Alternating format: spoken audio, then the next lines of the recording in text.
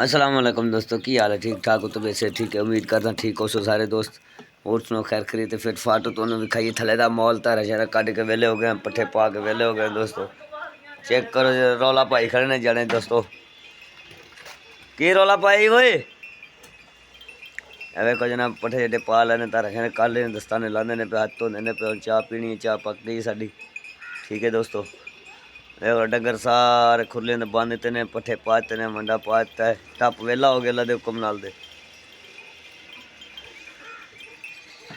देख सकते हो दोस्तों साढ़े इलाके का व्यू देखो कैसा, सूरज निकलने वाला, धुप निकलने वाली है, हुण बदल है को नहीं अज तो ठंड तो है तो इस वास्ते टोपी तो जर्सी में पा के रखदा।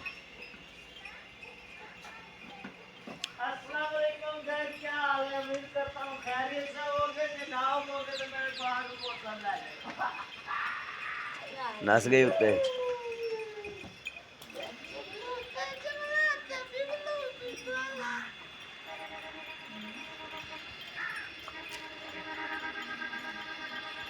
एक इधरों चढ़ आया उत्ते एक इधरों निकल आया खुडे चो।